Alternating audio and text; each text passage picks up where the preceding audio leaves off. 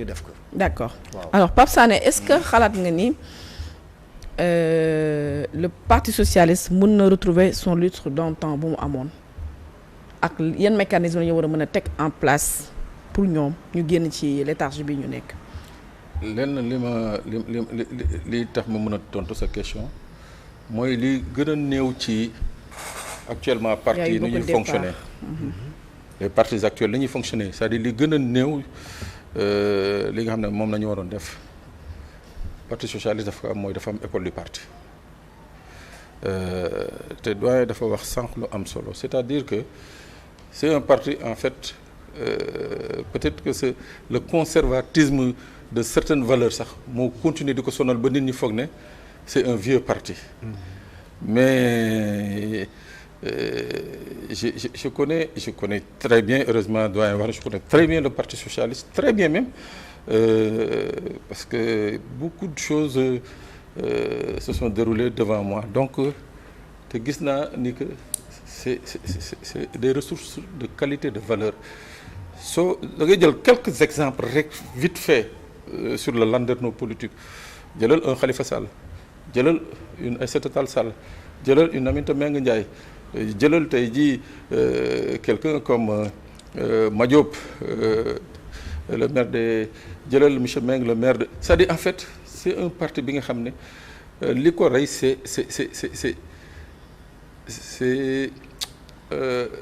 la précipitation après la chute. maanaam nanguñu woon toog. c'est-à-dire problème bi mooy. waaw opposition dafa mettre surtout boo defee plus de 40 ans non en fait kilifteef gi Abdou Diouf amoon ci parti gi Ousmane Tanor am ko mu amoon sax des contestations boobu il y avait eu beaucoup de départs à l'époque balaa ñoo egg si alternance 2000 ñu ci bëri ñi nga xam ne jàppoon nañu peut-être ils n'avaient pas le courage sous Abdou Diouf ne dañuy dem comme l'avait fait feu Djiboka wala feu Safala wala Moustapha Niasse le président ñooñu ils ont attendu la chute de Abdou Diouf pour am le courage de tuer définitivement le parti te loolu yëpp li ñu ci jublu woon c'était justement pour essayer de charmer le nouveau pouvoir qui venait de s'installer mooy le parti démocratique sénégalais loolu bokk na ci li gën a rey mais boo xoolee ñan ñoo dem c'était pas les jeunes parce que la jeune pousse était restée. Les femmes pour la plupart étaient restées malgré les menaces d'emprisonnement à l'époque ils étaient restés donc cette jeune pousse là aujourd'hui boo ko xoolee c'est celle-là qui est aux affaires. C'est la trempe des Barthélemy ñoom cité fii Eiffal ñoom Alioune Ndoye et consorts ce sont ceux-là aujourd'hui qui sont aux affaires. Mais tey ñooñu noonu boo xoolee seen parcours politique je crois qu'avec un bon encadrement je dirais même pas un bon accompagnement am na li nga xam ne mën nañ ko faire valoir ci landerneau politique bi parce que la chance du parti socialiste ba tey jii inviter n'importe qui du parti socialiste Bassirou Samb bu nekk taxawu Bassirou bu toogee fii di wax tu te dis que c'est quelqu'un qui a fait 30 ans de militantisme dans un parti. loolu la ñuy wax ñu ne xale socialiste yi dañuy dooj parce que loolu kii la ADN parti bi la c'est-à-dire dañ lay jàngal moo tax ma ne tey jii c'est un parti qui a sa chance sur le landerneau politique léegi nag ban offre dañuy jox Sénégalais je crois que loolu ñoom mën nañ ci réfléchir les mois les années à venir mais am nañu possibilité par rapport à ce qui se fait actuellement comme politique au Sénégal am nañu chance peser ak cette recomposition de la classe politique l'avènement de nouvelles autorités politiques parti yu bees yi je parle en l'occurrence de Pastef ak ñeneen yi ay ñoom Thierno Alassane Sall ñu am yeneen leaders yu bees yoo xamante ne dañoo émerger ak une autre façon de faire la politique est-ce que ñoom ils peuvent s'adapter à cela.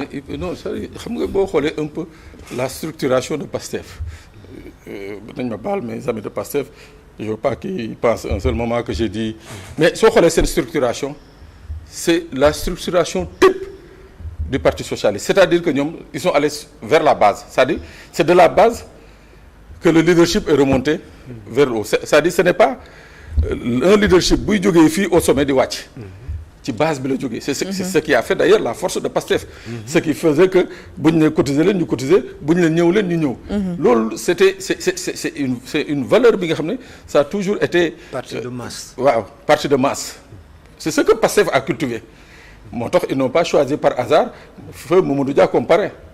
waaw voilà ils n'ont pas choisi le Maodo par hasard hein. waaw parce que c'était un parti de masse loolu nag parti social daf ko am peut-être que nag léegi ça va être un peu dur de reconquérir toutes ces bases. Mais il y a encore la possibilité dans la mesure où tey jii tey. soo jëlee le PASTEF soo dindee PASTEF dindi le parti démocratique sénégalais bon.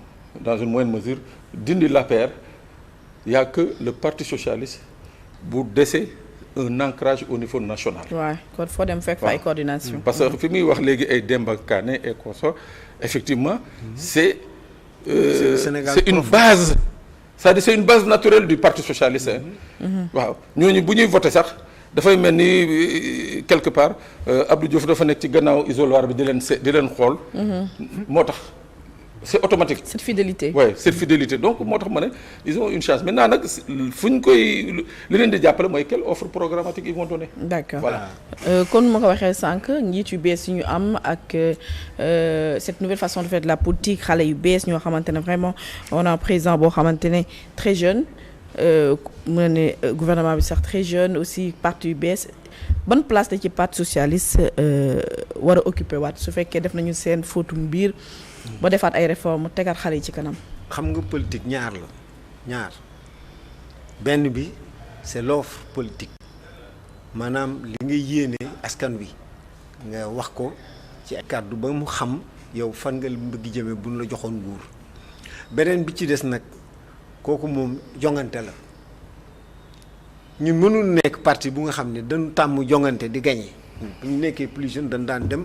Quand il y avait les élections on était dans les bureaux en train de collecter ay résultats xam nga li ma la wax avec l'ambiance là on savait tey du ñun doo jàngal kenn comment Dakar a été découpé qu'est-ce qui s'est passé et cetera loolu lépp dañ ko xam ba nga xam ni koo ci jël ci ñun xam na nan la parti war a doxee li ci des mooy il faut que ñun ñu génn ci jeu d'alliance yi ñu demal suñu bopp. Ça c'est la philosophie loolu la kay di ngeen di génn ci jeu d'alliance vous n'avez plus le choix Benno Bokk Yaakaar tas na. Benno Bokk Yaakaar ñun sax ñoo ko créé woon xam nga loolu moo gën a reeloo ci affaire bi Benno Bokk Yaakaar c'est le parti socialiste moo ko créé. Benno Siggil Sénégal. Benno Siggil Sénégal Benno Bokk Yaakaar laa la wax. fii lañ ko créé fii Macky Sall du ko weddi parti socialiste AFP. ak APR ñoo créé Benno Siggil Sénégal c'est Ousmane Tanor Dieng moo génne aller ensemble gagner ensemble gouverner ensemble mais après ça a été là maanaam dafa jékki-jékki rek mu mel ni sabar gu tas xam nga nguur moom boo ko yoree rek boo moytul bu yéegee sa bopp rek kenn dootu la xàmmee loolu lay ñaan sax mu bañ a dal ñi nga xam ni ñoo toog ñu bàyyi seen xel ni que nguur boo ko amee toujours na nga xalaat que ni na ngay déparé ak na ngay mujjee du benn mais li wóor mooy ñun fi ñu war a taxaw mooy ñu defaraat suñu parti. D'accord lan ngeen doon programmer le jour comparution bi le 1er septembre. Incha allah qu'est-ce qui va se passer. dara il va rien se passer affaire du xeex. le jour comparution bi. waaw bésu. lan ngeen di xaar après au sortir de cette journée. bés boobu décision du juge bi lan ngeen ci xaar du bésu xeex du bésu xulo xam nga bu day di toog rek ñu ni yow am nga dëgg wala yow amoo dëgg ñu génn àndaat.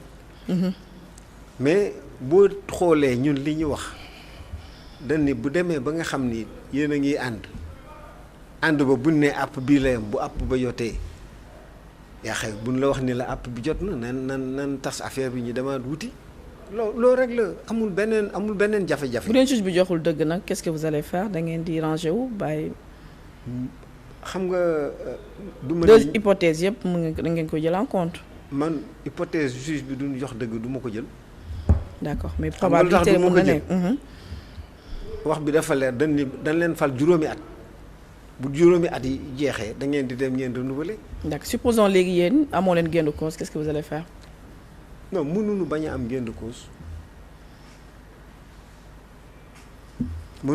gain de cause ñun dañuy li nga xam ni moom la yoon wax moo nu tënk ñun ñëpp ñu ne juge bi ndax ñun ñu ngi ci dëgg wala nekkuñu ci dëgg bu fekkee ni ñu ngi ci dëgg nan tas kii organisation bi nga xam ni moom moo fi nekk maanaam ñëpp seen mandat jeex na ñëpp dem wutiwaat mandat xam nga li yomb na jarul woon sax ñuy dem di jëxëcoo mais bu fekkee ni nag dafa am groupe bu nga xam ni ñoom dañu bëgg toog continuer téye affaire yi continuer di ko gérer ñoom na mu leen neexe maanaam di ko def ak seen sago loolu dafa indi coow mais ñun jógunu pour coow parce que xale yi dañ ni ñoom li ñuy def dañ koy def en toute responsabilité xam nga responsabilité xam nga nu ñu koy waxee ci wolof maanaam dinañ fexe ba seen sañ-sañ dinañ ko doxal te duñu yàq dara duñu yàq duñu dóor duñu taal duñu yàq déedéet. d'accord waaw te li ñu bokk nga xam ne mooy maanaam ndono li